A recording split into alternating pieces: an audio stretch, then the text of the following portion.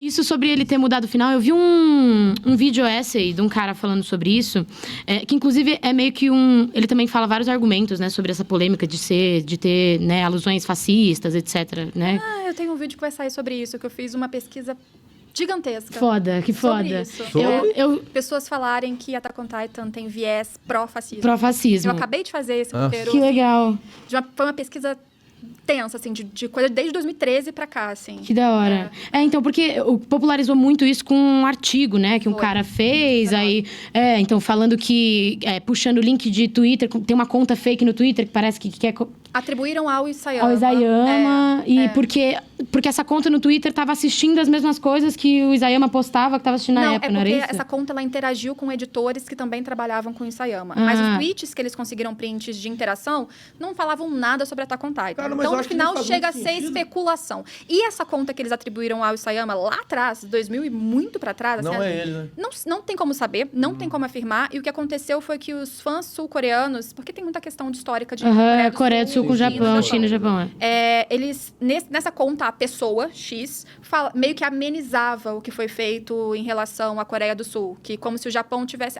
não foi tão grave assim e ajudou o país a se desenvolver. Era mais ou menos esse tipo de argumento. E aí, quando falaram que isso era o Isayama por causa de interações, por causa de cruzamentos de informações, etc e tal, isso virou um estopim pra dizer que o Isayama era um cara nacionalista, pró-imperialismo. Aí começaram a ver sinais de fascismo, pró-fascismo na obra. E aí, daí pra frente, foi muita coisa. Mas se ele fosse de fato, ele não ia querer gerar dúvida e debate. Exato. Ele ia colocar diretamente o que ele acredita. É que as pessoas tiveram pressa também. Attack on Titan é muito dividido, gera muita dúvida e debate. Claro, tem um ponto superficial que a gente vai zoar, o Eren matou foi pouco, o Eren é fabuloso, que mate todo mundo, ser humano tem mais que morrer.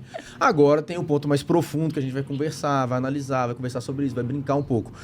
Mas se ele quisesse só falar, não, é isso, ia ser isso. Mas não é pra gerar... Se é pra gerar debate, aí já não é aquilo. E as pessoas... Cara, tem eu tinha até anotado isso pra trazer aqui, porque eu poderia ter esquecido alguns nomes. Mas deixa eu só voltar o que eu ia falar antes que eu esqueça. Que eu assisti o vídeo desse cara, e ele fala que ele não gostava do final de Attack on Titan, até criar a teoria de que o Isayama fez de propósito, pelo paralelo que existe dele com o Eren. Porque, assim, tem essa coisa do...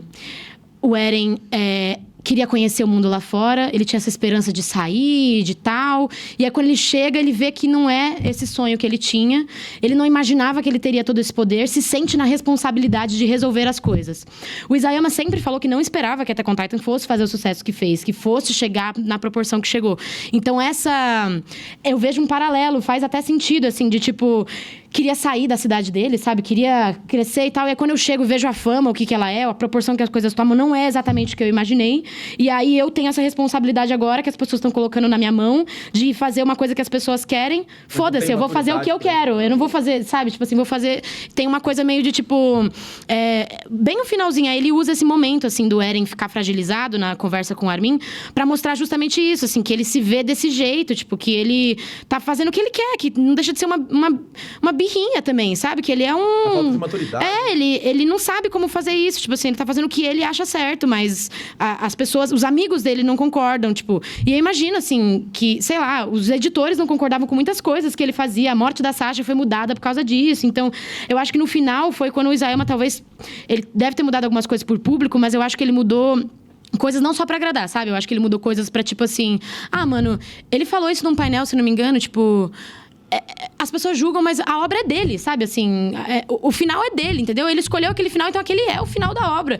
Isso com Game of Thrones também, ou com qualquer outra obra, assim, que as pessoas não gostam de algumas decisões. Tipo assim, tudo bem você ter a sua interpretação, mas, tipo assim, se aquele é o final canônico, se o autor escolheu fazer aquilo, tipo, a obra é dele, você gosta daquele negócio... Não é democracia. Sabe? Tipo, não é nem isso. Eu sou dono tipo, dessa obra, eu sou o ditador.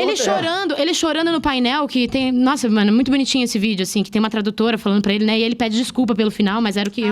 Era o melhor que ele conseguia fazer e tal. E aí as pessoas... Não, a gente te ama, Isayama. Aí começam a aplaudir ele, assim. Aí ele começa a chorar, tipo, porque... Tem gente que gosta também, tem gente que não... Mas é isso, ele não vai agradar todo mundo. E eu vejo super esse paralelo do Eren nesse sentido de, tipo... No final, ele fez o que ele achou certo. E o Isayama é meio que isso. Eu fiz o que eu achei certo. Essa pressão muito errada, porque a gente teve muitos términos de mangá recentes. E todos eles foram altamente criticados. E nesse mesmo ponto, das pessoas acharem que a obra... Que eu entendo, a gente cria expectativa. Às vezes o negócio é mais acelerado do que podia. Tem uma coisa ou outra que ficou faltando explicação. Dificilmente uma obra vai acabar perfeita. Né? Os casos que acabam fechadinhos, perfeitos, realmente a gente pega pra estudo. Não, total. Mas... E não tem essa proporção também de ser tão grande assim. Tipo assim, coisinhas perfeitas. Na maioria das vezes você vai ver filme de festival de cinema, sabe? Coisinhas assim, é um filme, é um curta, são 2 filmes. Se tem continuação, a chance de Menos temporadas, exato, tipo assim, uma obra episódios. tão... É isso, eu acho que, mano, Game of Thrones só é polêmico no final porque a obra é foda como entendeu? Tem isso, assim, Breaking Bad é polêmico porque é foda como então até contar, então eu só acho que o final... divide opiniões porque a obra ela mantém um padrão de qualidade excepcional o resto do tempo todo. E eu acho que o que aconteceu é que o final, seja qual fosse, ele tinha que escolher um rumo. E esse rumo não ia agradar todas as pessoas. E o que acontece com Attack on Titan, com outros mangás, é que eu acho que as pessoas abraçam tanto as expectativas que eles tinham, que eles começam a confundir o que realmente faltou aqui ou não explicou ali. Não, foi como eu quis que fosse. Como eu projetei, como eu imaginei. Eu queria que o Eren acabasse com todo mundo. Ou não, eu queria que o Eren fosse morto e o mundo todo fizesse cartazes de Eren monstro pra sempre. Então, as pessoas, elas projetam uma coisa e elas começam a confundir o que era a sua expectativa, o que era a sua esperança e o que é ruim, de fato. Sabe? Às vezes não foi bom pra você. E tudo bem. Tá? Do final, algumas coisinhas eu acho que foram pra isso. Pra, tipo, frustrar as minhas expectativas positivamente. Como o Armin fala. Porque tem sempre plot twists tão grandes que realmente frustram as nossas expectativas positivamente, que todo mundo ficou meio que esperando que ia ter um plot twist maior, assim, no final e tal. Claro, né? O negócio da viagem no tempo, né? Viagem no tempo, mas do poder do Titã de Ataque, o que é o Titã de Ataque, eu acho que é o maior no final. Só que eu acho que aquele final, assim, de mandei o Titã em direção à minha mãe no finalzinho, é só pra ter mais uma coisinha, sabe? Tipo, pra ter mais uma coisa pro público ficar... tá, é plot twist, é Attack on Titan que eu tô assistindo, sabe? Eu acho que isso é pra fazer aquele negócio do paradoxo mesmo, sabe? De que ele... que começou toda essa jornada de ódio com a morte da mãe, pelo ódio da morte da mãe, ele acabou se vendo no momento em que ele precisava fazer aquilo acontecer para que o final fosse como ele... Não, é bonito, eu acho que faz total sentido, mas eu não acho, eu acho que talvez tenha sido um retcon, assim, talvez... Você acha? Você acha que foi retcon? Isso, Pior que eu não acho também. Isso eu não acho, não. Ele rindo na morte da Sasha também? Eu acho que... Não, isso sim. Isso eu acho que ele pensou. Né? Isso eu acho que ele pensou. Eu acho que o que ele pode ter mudado, por exemplo, é a galera que se transformou em Titã irracional no final e voltou no capítulo seguinte. Ou, sei lá, o tom talvez... Porque assim, o romance entre Mikasa e Eren... Eu tenho opiniões polêmicas sobre isso. O pessoal Eremika vai me matar, mas eu acho que ele não foi desenvolvido. Não foi nem um pouco. Não foi. Mas não foi mesmo, pô! É a coisa mais estranha. Porque ele deu uma entrevista na segunda temporada, no momento que ele ativa a coordenada pela primeira vez, que aquilo ali, ele pensou em fazer um beijo. Quando eles se olham e chega assim, ele vira e dá um soco. Mas ele não era casado ainda, ele não conseguiu, ele tinha vergonha. E outra, eu acho... não teve, mas entendeu? não precisa, sabe? Tipo assim, uma obra sobre guerra, as pessoas não têm tempo pra romance, entendeu? Mas por isso que eu acho normal o estranhamento de repente, caraca...